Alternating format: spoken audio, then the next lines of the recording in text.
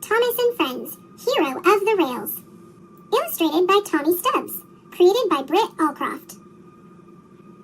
Thomas was enjoying a quiet summer day until Spencer raced by with a whoosh. Spencer was visiting Sodor to help build a summer house for the Duke and Duchess of Boxford. Spencer thought he was better and faster than all the other engines, so Thomas challenged him to a race. Ready, set, go! Thomas and Spencer sped along the rails and raced around Sodor. Up and down hills, faster and faster they went. Suddenly, Thomas's brakes broke. He crashed through some bushes and made an incredible discovery.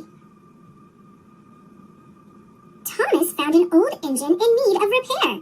The engine's name was Hero, and he had come from a distant island a long time ago. Hero was once called the Master of the Railway. Hero was afraid he'd be sent to the scrapyard because he wasn't really useful anymore.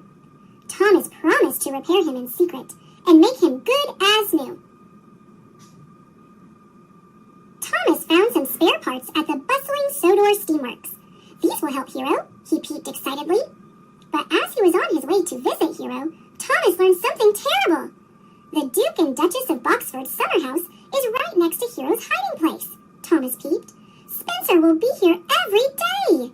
Thomas knew he would have to be careful, or Spencer would discover Hero. Just then, Spencer steamed around the bend. I think you're up to something sneaky, he puffed. Thomas didn't answer. He just chuffed away nervously. Thomas couldn't do his work and repair Hero on his own. He needed help. So he went to Percy and told him everything. Of course I'll help, Percy peeped. What can I do? So Percy hid his mail cars and helped Thomas with his work. But the loads were too heavy for Percy. He soon popped a valve and needed to be repaired at the steamworks. Sir Topham Hatt was very cross that Percy was doing Thomas's work. Thomas didn't tell Sir Topham Hatt about Hero, but he did tell the other engines because he knew he needed their help too.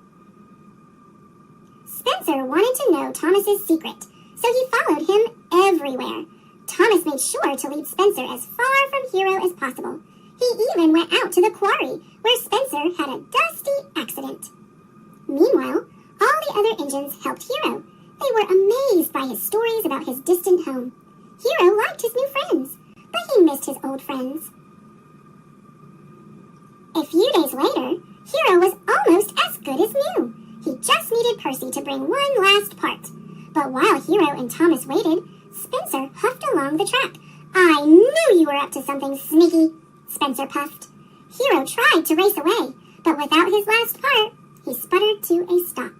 As Spencer chuffed off, he laughed and said he would tell Sir Topham Hatt that the pile of scrap metal was ready for the smelting yard.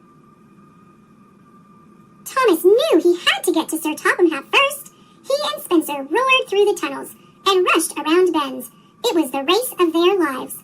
Spencer was too heavy for the old track that crossed the marsh. With a creak and a crash, he splashed into the water.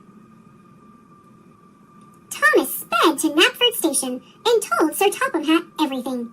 You have found the master of the railway? We must help Hero at once, Sir Topham Hatt exclaimed. After a visit to the Sodor steamworks, Hero was as good as new. Thomas and Percy couldn't believe their eyes. They blew their whistles happily.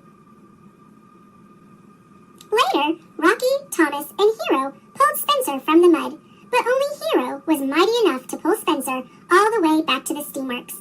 Spencer said he was sorry for being so mean to everyone. Spencer, Thomas, and Hero finished the Duke and Duchess's summer house together. Hero liked his friends on Sodor, but he was still feeling very homesick. Thomas knew Sir Topham Hatt could help. It was time for Hero to go home. All the engines gathered at Brendam Docks to say goodbye to their friend, the master of the railway.